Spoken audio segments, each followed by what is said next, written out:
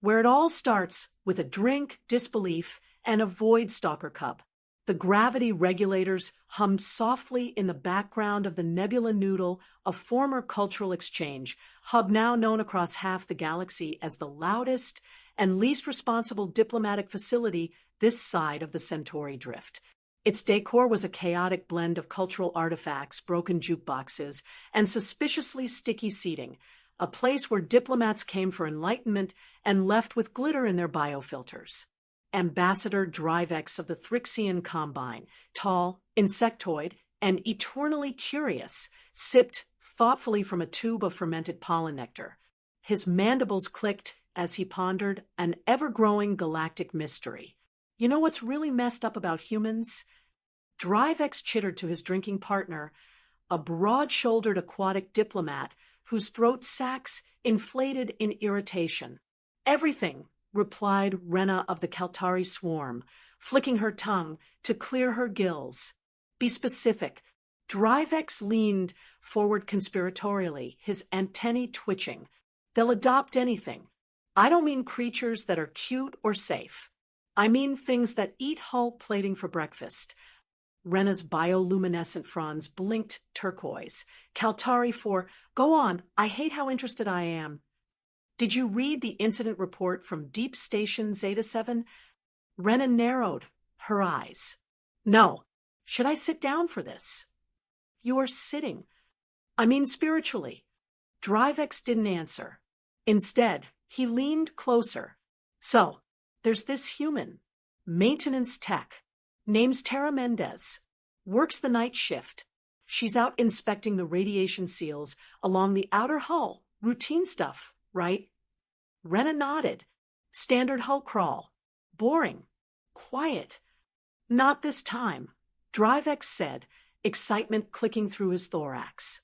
She finds something nesting in one of the crawl spaces. Not a coolant leak. Not a saboteur. No, she finds a Zenari void stalker.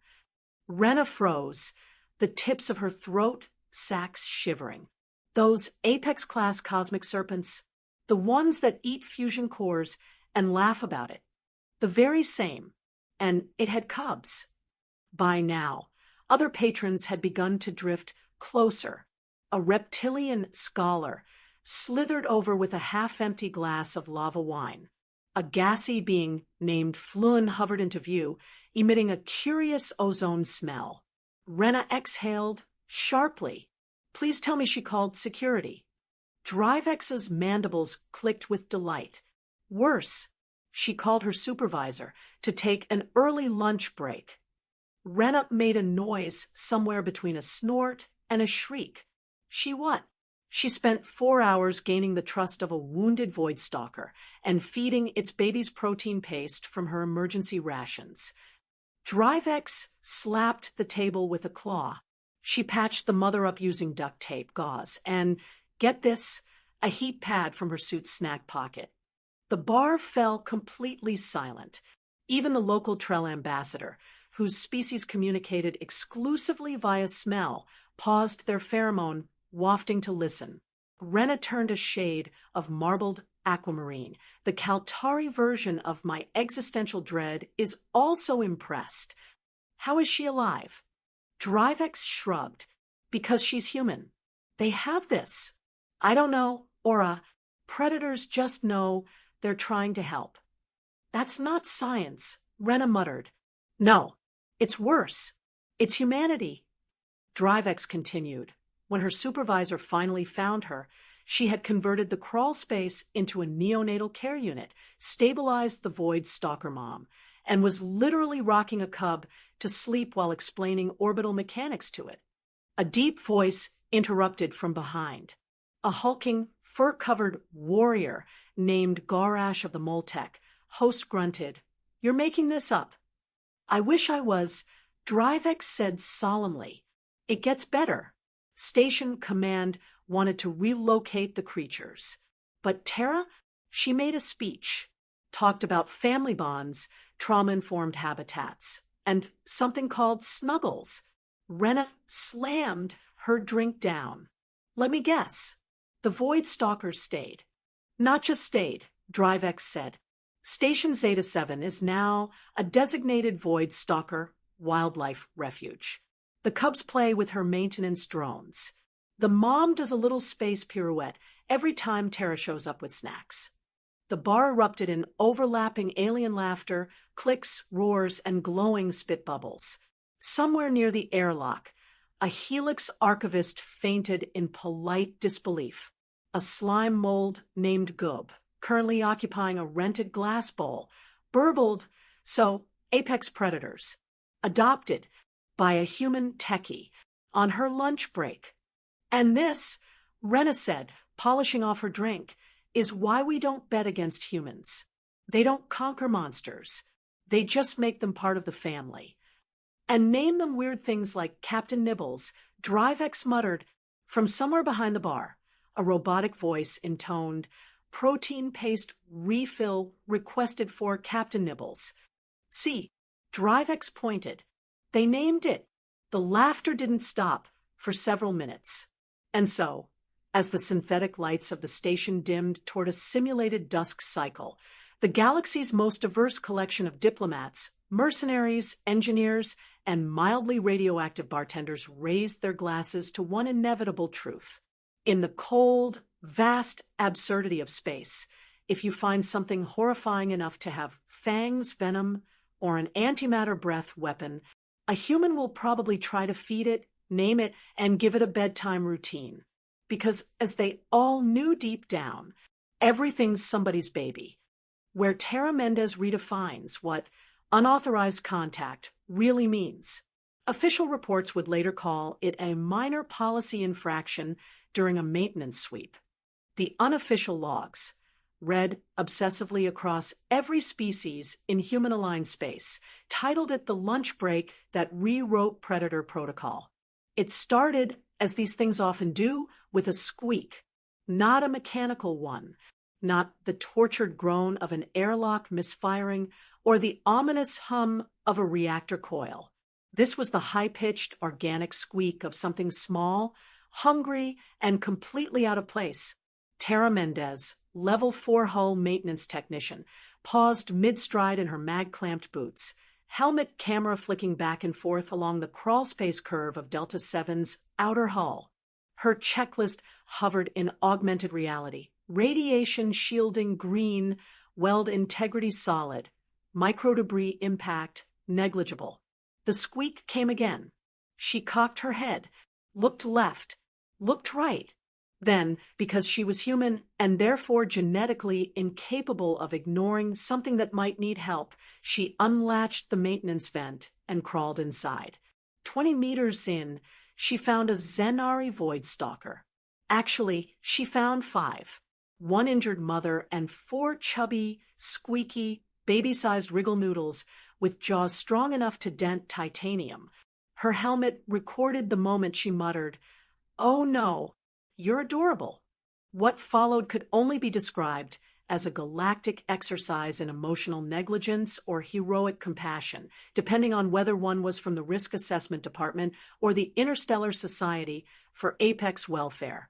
Instead of backing out and sounding an emergency alarm like every single training manual in all known languages advised, Tara slowly lowered herself onto the cold hull flooring and knelt. "I'm not here to hurt you," she said aloud. "Just here to help." Of course, the mother void stalker didn't understand her words. But she did understand the tone.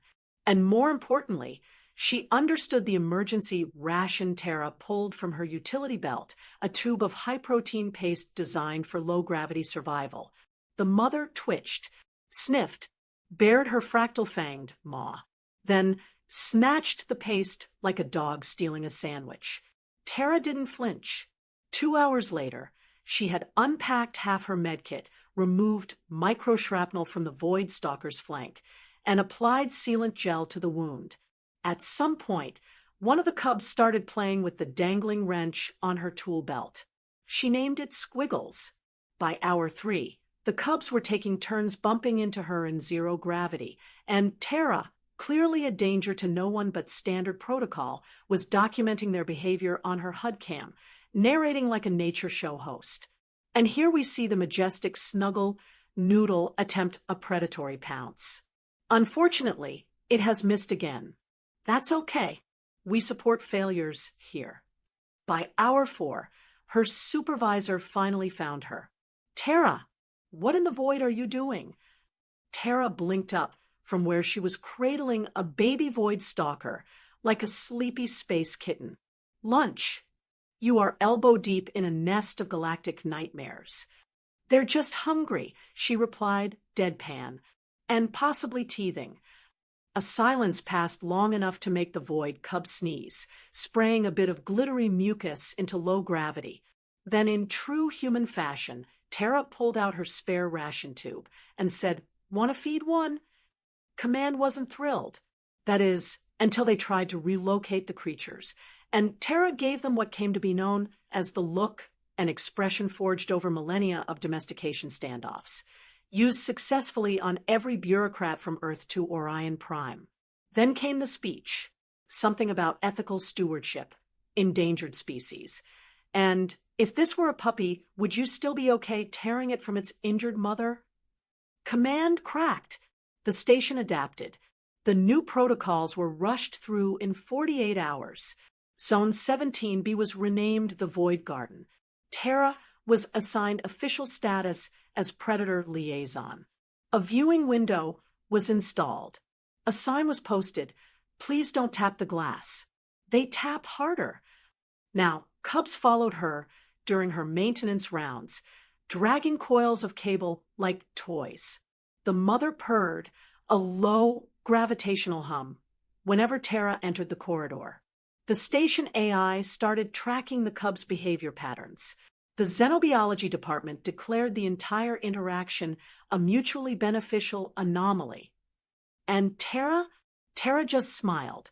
"I told you," she said one evening, floating beside the nursery viewport as the cubs played with her drone. "They're babies. Big, gravity-bending, occasionally phase-shifting babies.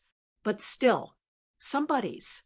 The drone beeped as one of the cubs tried to eat it.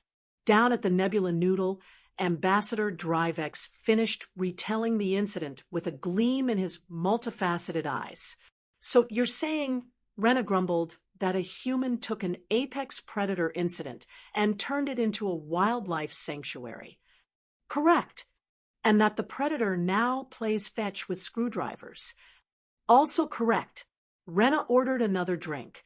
"I'm going to need stronger enzymes." From the corner booth, a gelatinous blob burbled. "You think that's wild? Wait till you hear what Madison Taylor did on Zeros, 227. Drivex's antennae perked. Oh, Predator Daycare Part 2.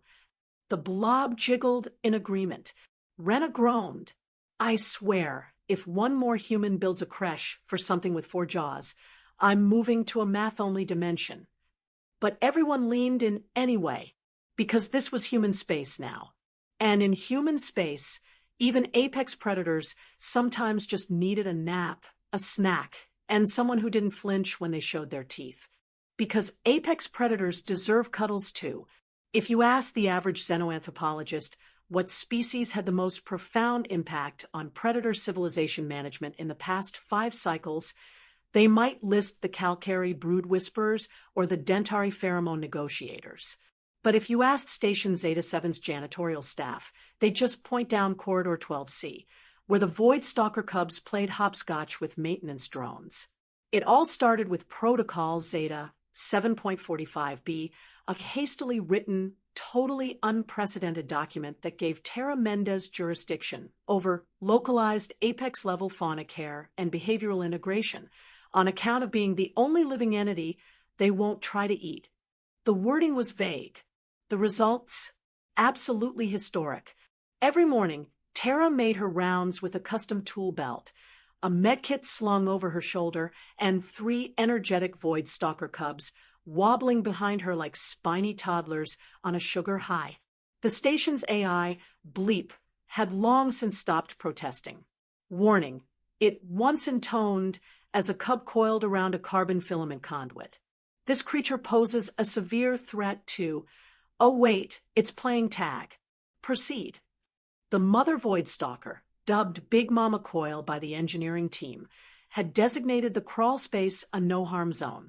Station footage confirmed she once hissed at a confused technician who stepped too close to a squeaky cub. Said technician now had a permanent support hamster and an unhealthy obsession with Earth documentaries. But what really cemented the absurdity into policy was Tara's next move. She started a curriculum. Every Tuesday and Friday, Tara hosted a predator education and enrichment session from inside the transparent corridor beside the designated void stalker sanctuary. The station's interspecies education committee had originally mocked the idea. Then they saw the attendance numbers. Dozens of beings from across the galaxy crowded the viewing hallway, some floating, some perched on specialized perches, some attending via remote hologram, watching wide-eyed as a human maintenance technician gave an educational lecture beside a lounging apex predator. Tara would gesture with her wrench as she spoke. Note the way Big Mama flicks her tail before issuing a low-frequency hum. That's a boundary signal. She's teaching the cubs spatial awareness. At her feet, 3 baby void stalkers played tug-of-war with a spare hose.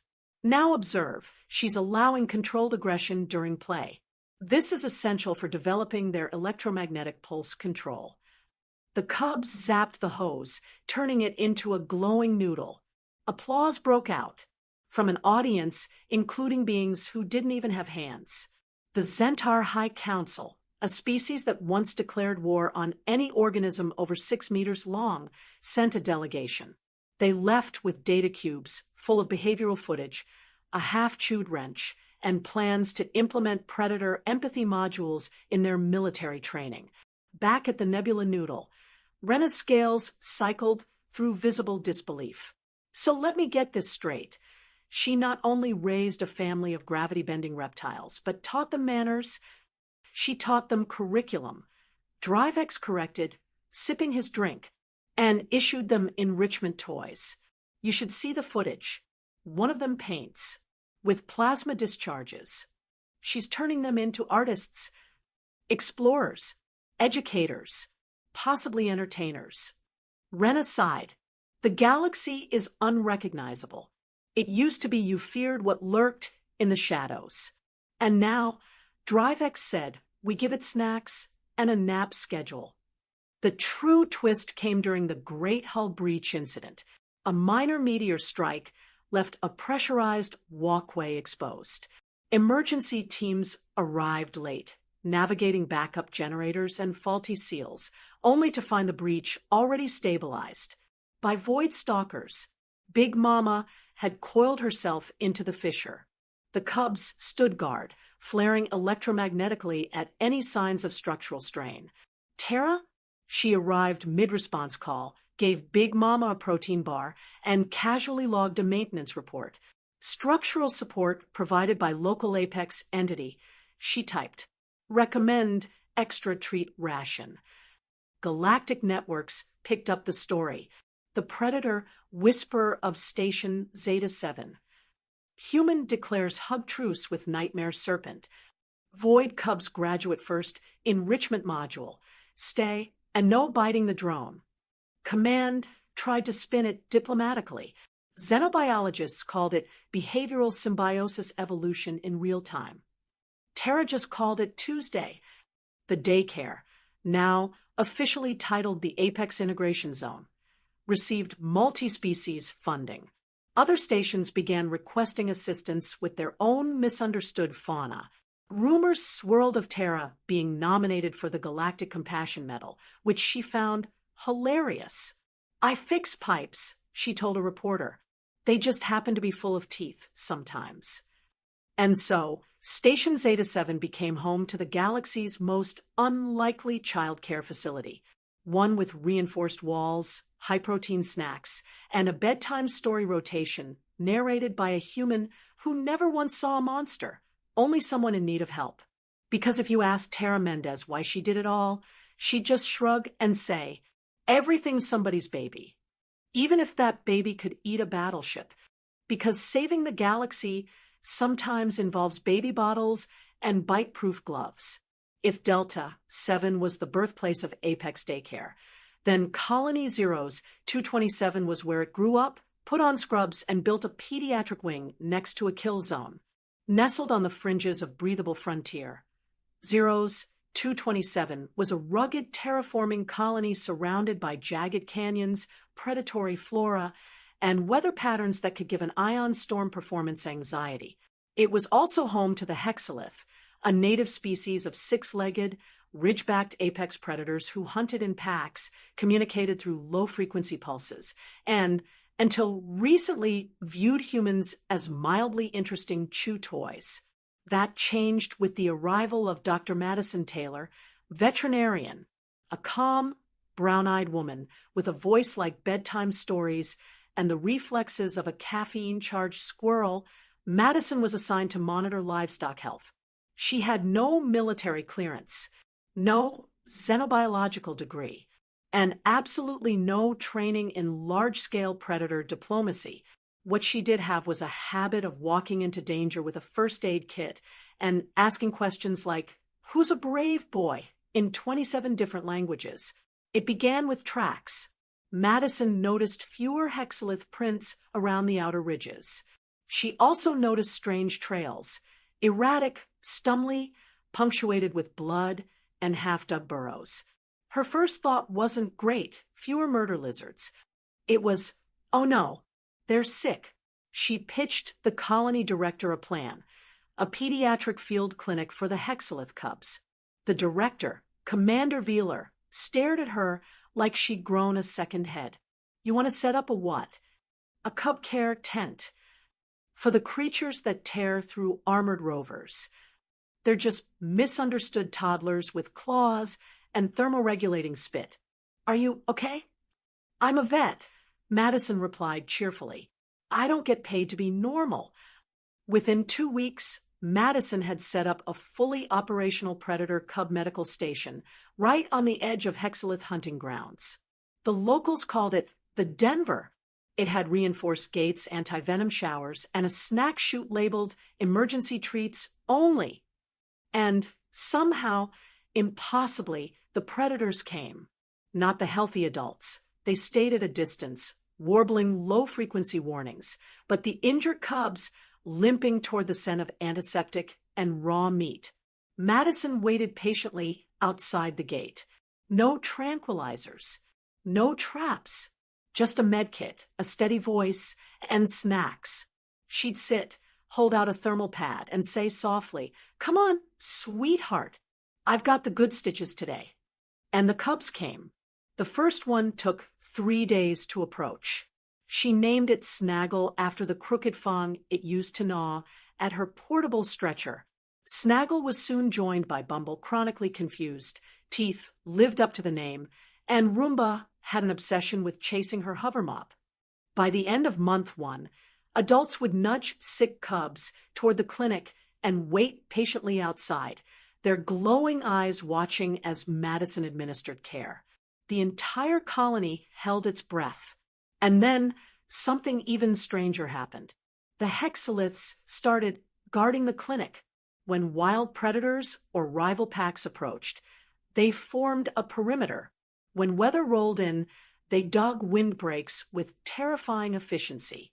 Madison added security team, hexalith, to her daily report. Commander Veeler stopped questioning anything after that. Word spread fast. Scientists arrived to study the behavior. Soldiers arrived to not be necessary. And alien biologists with specialized ear cones came to listen to the low-pitched purrs the hexalith mothers made when Madison waved from the clinic gate. The Galactic Wildlife Conservancy tried to replicate her method on other colonies. It didn't work. Why? Because they didn't have Madison. Back at the Nebula Noodle, the alien bar on Delta 7, the tale had become legendary. Rena's scales shimmered in patterns of stunned disbelief as she muttered. So, she built a NICU for the deadliest creatures in that hemisphere. Right on the edge of their hunting zone, Drivex added proudly, and not one human casualty. How? Another patron asked, voice thick with awe. She brought treats. And apparently, she sings lullabies. The jellyfish-like bartender floated past, whispering, "They purr when she hums Twinkle, Twinkle."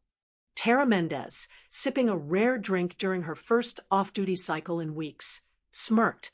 Of course they do. Madison once got a Sandrake to roll over for belly rubs using nothing but tuna jerky and patience. Gorash grunted. I've seen tanks flinch from a hexalith roar. And she used a hot water bottle, Tara replied, because one of the cubs was cold. Everyone at the bar paused. Then, in a moment of quiet consensus, they all raised their glasses. To Madison Taylor, DriveX intoned. To humans, Rena added, who keep redefining the word impossible using snacks and affection. Somewhere on Zero's 227, in a reinforced enclosure scented with antiseptic and hope, Madison Taylor carefully applied a bandage to a squirming cub while murmuring a lullaby passed down from Earth's pre-space days. Outside, a dozen glowing eyes kept silent vigil, deadly jaws closed, claws retracted, breath steady. Because in a galaxy of apex predators, sometimes all it takes to start a miracle is a vet with a thermos, a heating pad, and the absolute conviction that everything, no matter how sharp its teeth, deserves to be cared for. The phrase that launched 1,000 incident reports. It started as a joke, a throwaway line muttered by a mildly intoxicated human in the middle of a diplomatic disaster debrief. But like most things involving humans, it somehow became policy. Everything's somebody's baby. The words spread like wildfire through the galactic stations, etched into AI logs, scribbled onto airlock doors, and even engraved into the hull of a Terran research frigate next to a cartoon void stalker holding a pacifier. To other species, it was confusing, baffling, borderline heretical. To humans, it explained everything. There were recorded cases dating back to early Terran space travel. Humans patching up wounded predator drones, bottle-feeding venomous insectoids, knitting sweaters for space slugs, and installing night lights in containment units so the little guys don't get scared. The interstellar archives overflowed with stories. The Crystal Swarm incident, mining colony Theta. 3 reported an aggressive crystalline life form disrupting deep core extraction. It wasn't until human geologist Alex Rivera stepped in that the truth emerged. The creatures weren't hostile. They were infantile. They had been absorbing machinery, not to destroy it, but to build safe, nutrient-rich growth chambers. Alex didn't just stop the mining operation. He redesigned it. Now, Theta 3 hosts the galaxy's first crystalline daycare reef, co-managed by sentient silicon juveniles and Terran interns who specialize in singing to rocks. The Whisper Spire outbreak. A remote listening post recorded anomalous sound bursts from a neighboring nebula. Every non-human AI labeled them hostile interference. Every security protocol lit up. Human communications tech Jules Tran, she brought headphones. Turned out the bursts were encoded lullabies, part of a frequency-based species communication rituals. They were just trying to sing to their young. At the heart of it all, though, stood a singular idea. Humans, more than any other known species, saw vulnerability through monstrosity. Where others saw claws, they saw clumsy hands. Where others saw fangs, they saw teething pains. Where others saw a threat, humans saw a creature in need of affection, consistency, maybe a warm blanket, and a bedtime story. And the galaxy, no matter how much it protested, began to bend to that perspective. At the Nebula Noodle, Rena sat with a drink that changed color every 30 seconds, watching as a pack of juvenile null serpents danced around the jukebox. They weren't supposed to be in there, but someone had attached flashing lights and music, and now the serpents thought it was feeding time. They're actually kind of cute when they're not phasing through walls, she muttered. DriveX clicked his mandibles in agreement, and they stopped eating the wiring once someone installed that toy dispenser. Let me guess. A human. Tara Mendez waved from the corner, holding a maintenance drone that squeaked and dispensed crunchy treats. Affirmative. Down the bar, the jellyfish bartender shimmered in rhythmic pulses. It's spreading, it said, this philosophy. Compassion. No, the baby thing. It pulsed again. One of my cousins is a logistics AI. Yesterday, it rewrote its threat detection subroutine to include potential emotional trauma as a factor. Rena groaned. They're infecting the machines now. You say that like it's a bad thing, Tara said, feeding a treat to a sparkling creature that looked like a cross between a hedgehog and a thundercloud. It chirped, loudly, and nuzzled her knee. And then came the conference. The Galactic Council of Xenobehavioral Threat Management convened a special emergency session after receiving incident reports from over 40 stations citing unexpected human-mediated Apex integrations. The transcript is now preserved in every major archive, but the final 5 minutes are legendary. A Kraylan admiral screamed, "They are teaching black holes to play games." To which human ambassador Jules Vega calmly replied, "They're babies. They're learning. Don't you remember your first gravity well?" The room erupted in confusion. The ambassador shrugged. Some things are dangerous. Some things are scary. But everything starts small, starts helpless, starts scared. We just never stopped seeing that. It was the first time the Kraylan military abstained from a vote due to emotional compromise. Since then, everything is somebody's baby has entered legal, diplomatic, and emergency response doctrine across 3 major alliances. It's now standard operating procedure to evaluate empathy potential during first contact evaluations. Xenozoology teams are trained in baby talk, and multiple species have, despite strong cultural protest, adopted Earth's tradition of stuffed animal comfort units for newly discovered sapient beings. Tara Mendez keeps a record of them all. In a small glass-walled archive near the Apex Sanctuary's observation deck, she's arranged holophotos of every known species once listed as Class X hostile that now cohabitate with humans peacefully. At the center is a framed image, a baby void stalker with her wrench in its mouth, sitting beside a sticky note that reads, "Not a threat, just teething."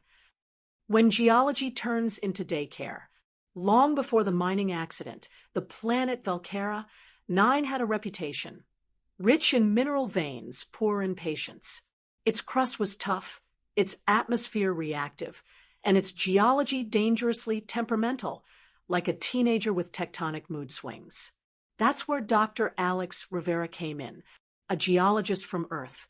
Alex had one major advantage over his alien colleagues. He liked rocks. Really, really liked them. Enough to name them. Enough to talk to them. Enough to sleep in a thermal tent inside a sulfur vent just to study a newly discovered quartz bloom. His obsession would have remained endearingly niche if it hadn't been for the discovery of the crystalline life forms. At first, the miners thought it was sabotage. Equipment went missing. Drones vanished. Tools were found fused into elaborate shapes, arranged in spiraling clusters deep in the rock. Security blamed pirates. Engineers blamed stress fractures. Alex, he noticed something weird. The shapes weren't random. They were intentional. "The crystals are building something," he muttered one day, staring at what used to be a drill but now resembled an intricate geode cradle. A nearby miner scoffed. "You saying the rocks stole our gear?" "I'm saying," Alex said slowly, "we're interrupting construction." Further scans confirmed it. Deep within Valkera 9's crust, the crystalline entities were gathering materials, absorbing specific minerals, and constructing intricate hive-like chambers. And they weren't attacking the mining crews. They were trying to evacuate their children. The species was dubbed Silverin, a silicon-based life form that grew through mineral bonding and resonance formation. Juveniles required precise environmental conditions to mature properly. When mining began, those conditions collapsed. So the juveniles started improvising. Every drone they absorbed, every tool they repurposed, it wasn't aggression. It was construction. Alex's next move made history. He didn't call for evacuation. He called for integration. Let's build with them, he told the council. We redesign our operations to support their growth. In return, they help us locate new veins. The idea was called insane. Then, during a live broadcast, one of the crystalline juveniles used a reformed sensor rod to point out a platinum-rich vein 5 kilometers deep, something no scanner had detected. Funding appeared overnight. They built it together. The Velcara Nursery, a hybrid zone of industrial precision and crystal resonance, became the first truly cooperative mining ecosystem. Human engineers adapted their tech with harmonic output. Silver entities reinforced tunnels with mineral graphs stronger than steel. Juveniles learned to guide excavation bots. Miners learned to sing in subsonic pitches that calmed agitated crystal clusters. And Dr. Alex Rivera, he started giving weekly tours to visiting scientists, proudly introducing his little sparkle squad.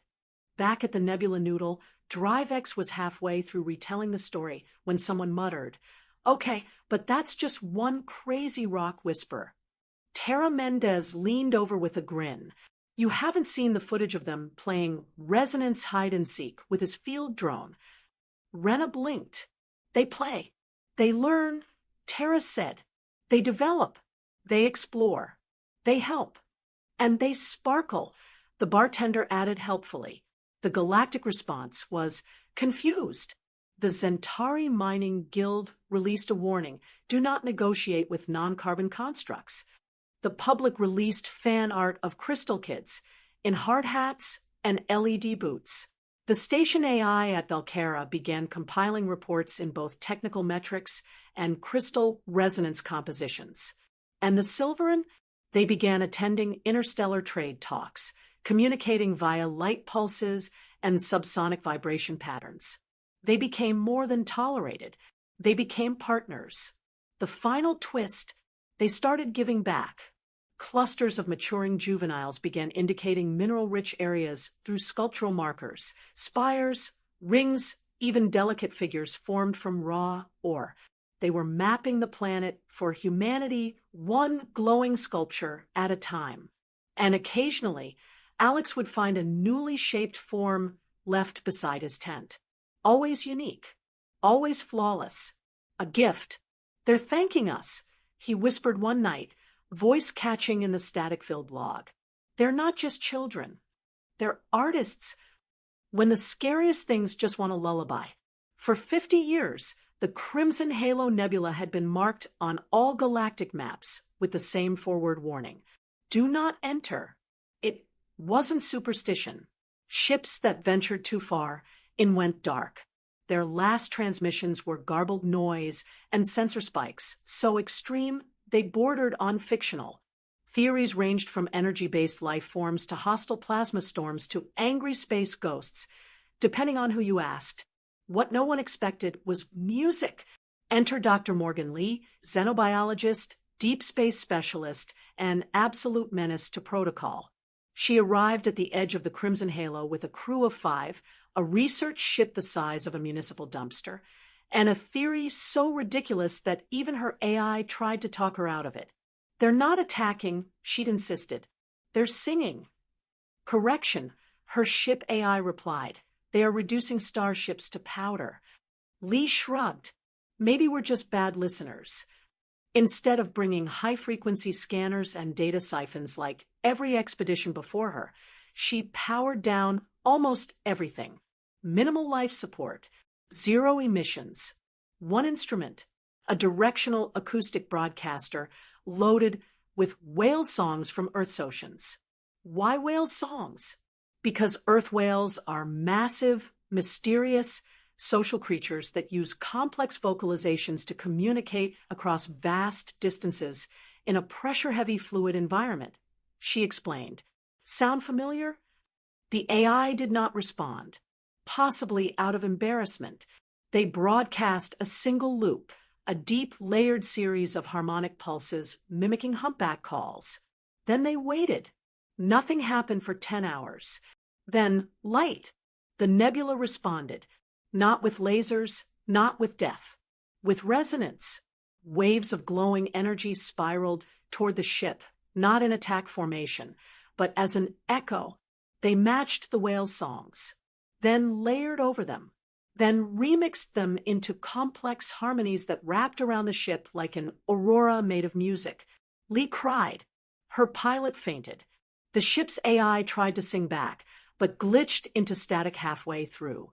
The energy beings, vast, amorphous forms of light and magnetic structure, had been trying to communicate for decades. But every approach from outside had screamed aggression. Loud scans, invasive drones, weaponized signals. Humanity brought lullabies. Lee named them oroliths. Their biology defied conventional science. They existed somewhere between plasma, electromagnetism, and collective thought. They reproduced by splitting harmonic signatures, and they shaped nebular matter into massive cradles, structures that other species mistook for energy storms or traps. They weren't attacking ships. They were protecting their young.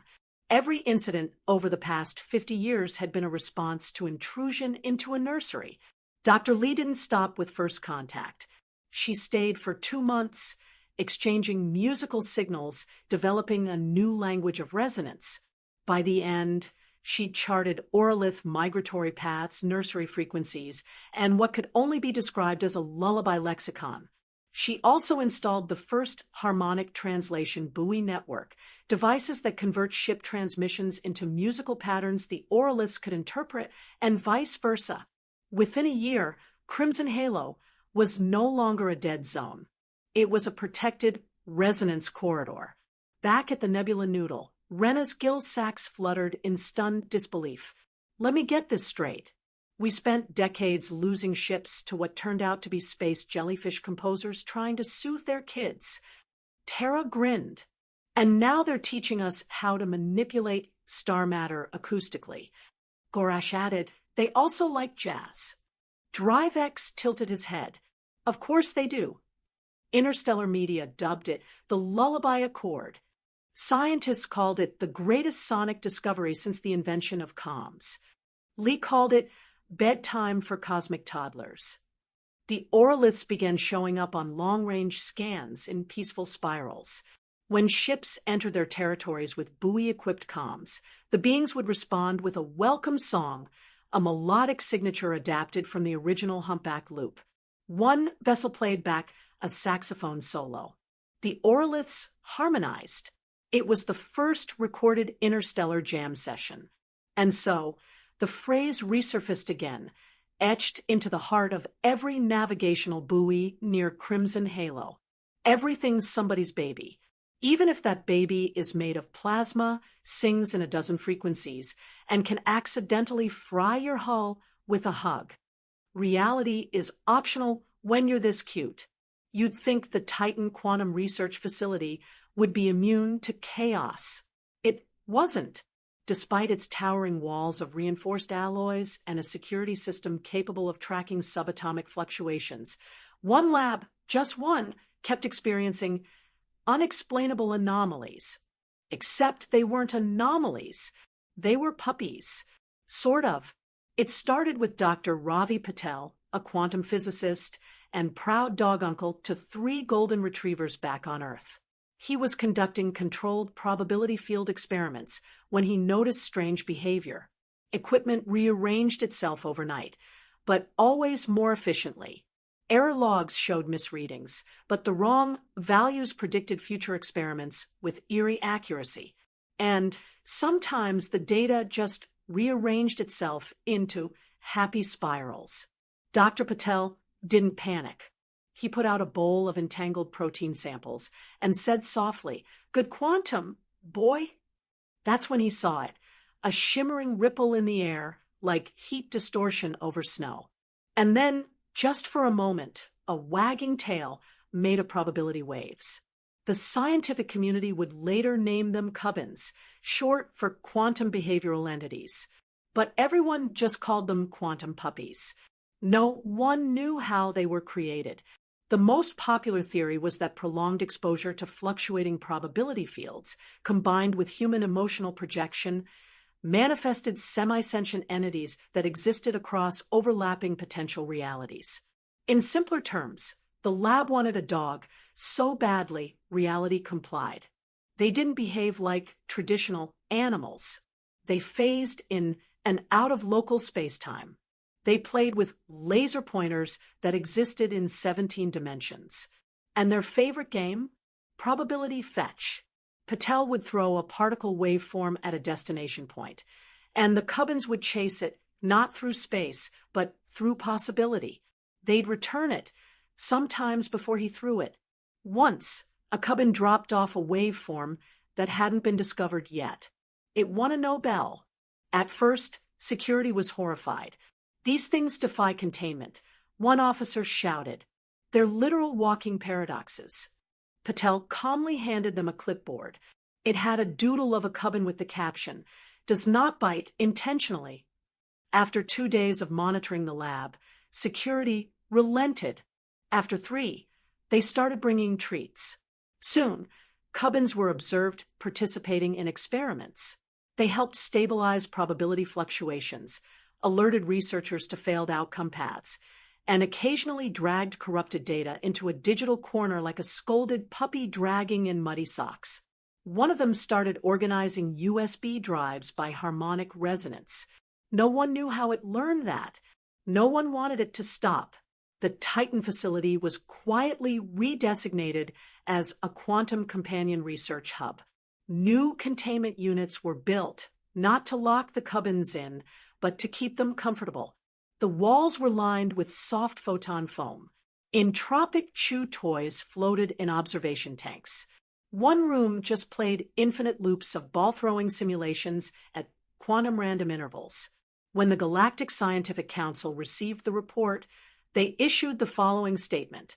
We're not sure if we should classify them as life forms, phenomena, or emotional support anomalies, but we respectfully request more videos. At the Nebula Noodle, DriveX muttered, "Let me guess." Now, they're helping map alternate realities. Tara nodded, sipping from a gravity-defying cup. They're currently identifying which timeline paths lead to happy endings. Rena choked on her drink. You're kidding. They purr when you open up a new multiverse.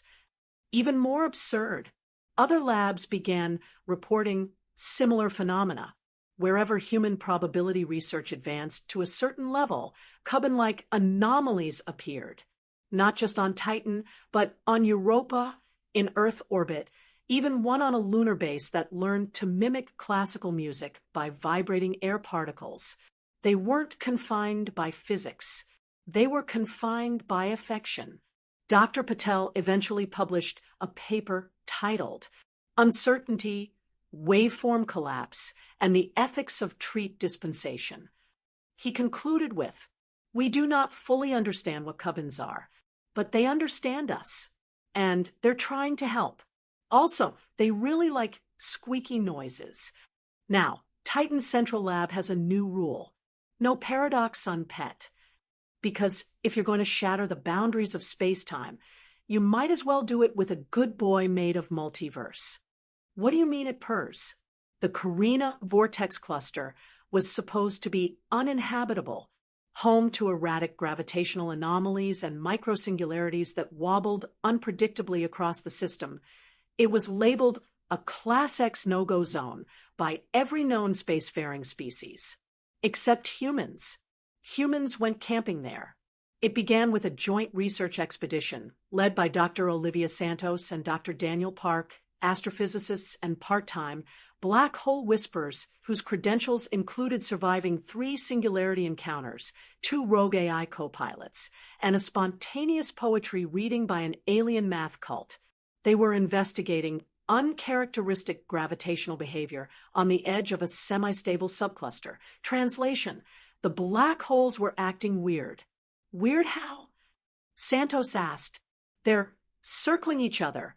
Park replied, squinting at the gravitational telemetry. Like binary partners? No, like puppies. Turns out they weren't just black holes.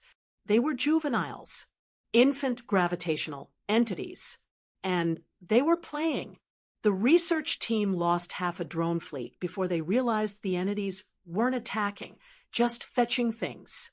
The drones would ping into a gravity well.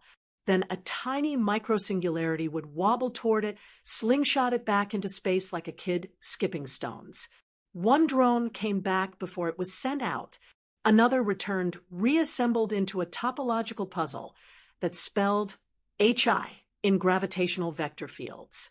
Santos stared at the readings for a long moment before whispering, "Oh, my God, they're intelligent. They're toddlers," Park muttered. Massive, swirling toddlers who fold space-time for fun.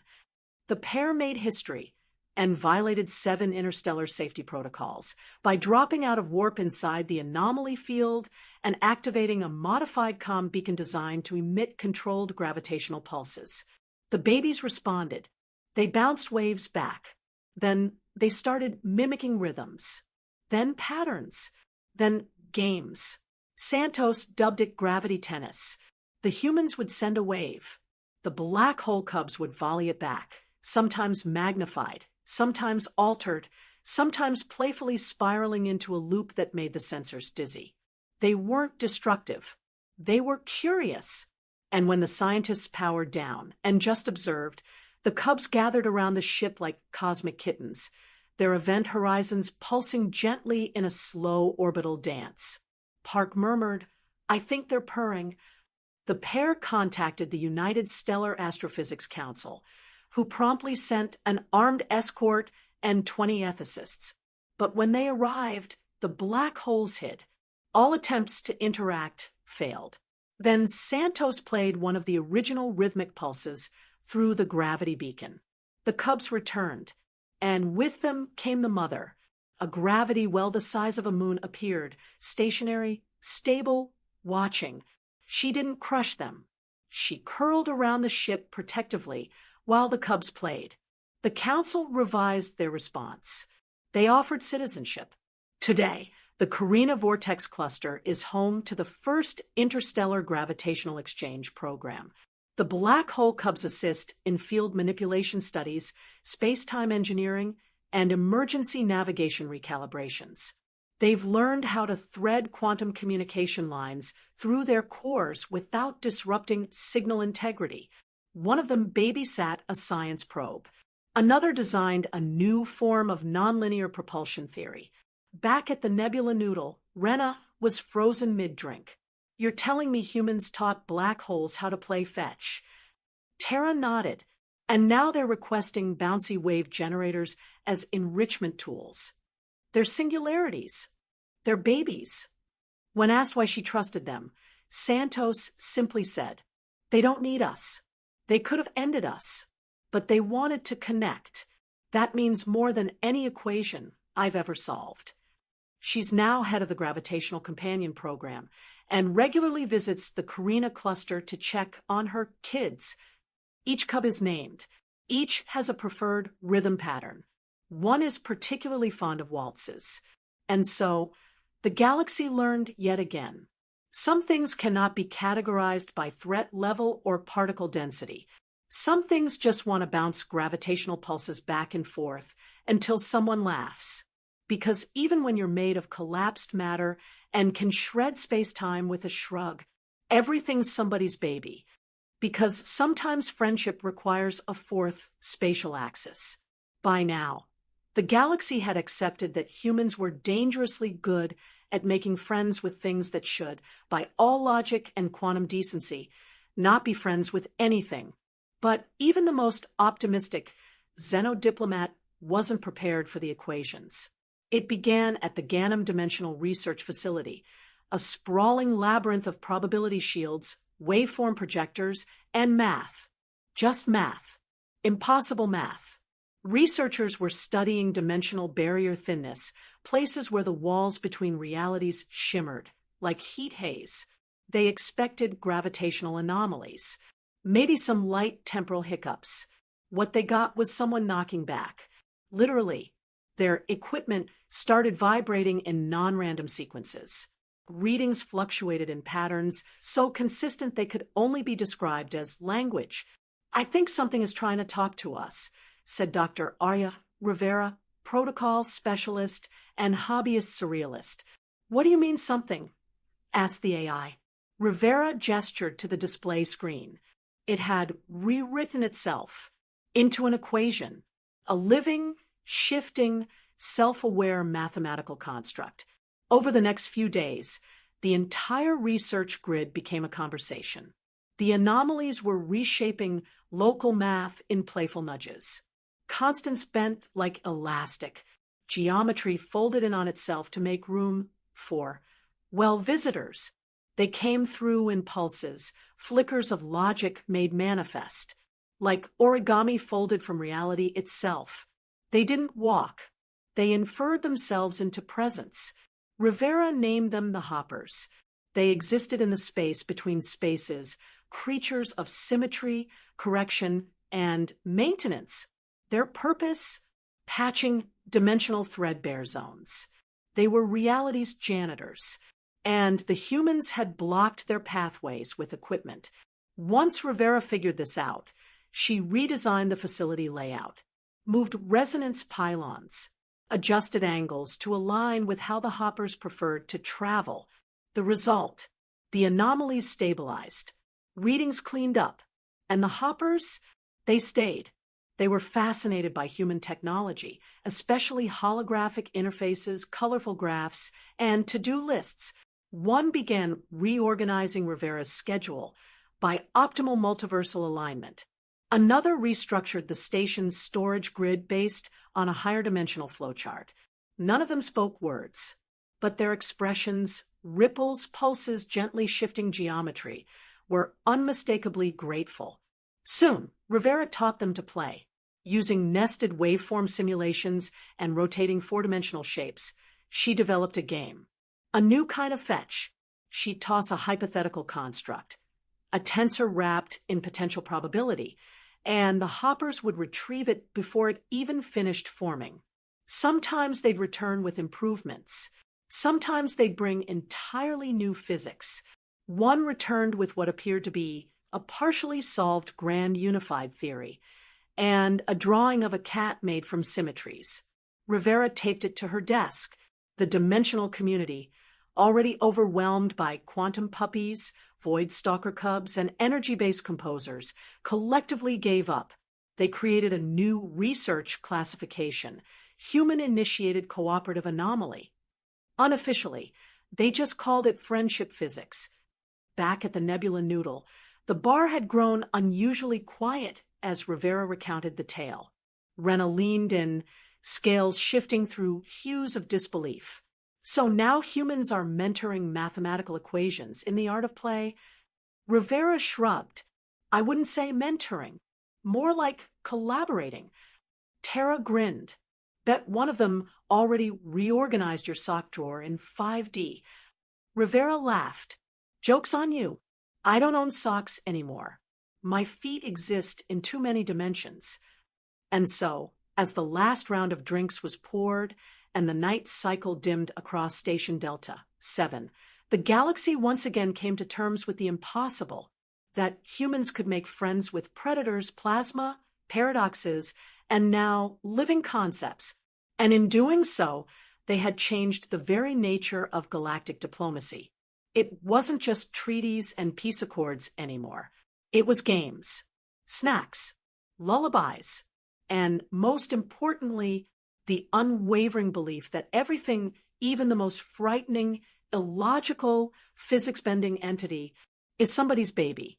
And if it isn't, it will be. Just give the humans 5 minutes. And maybe a squeaky toy.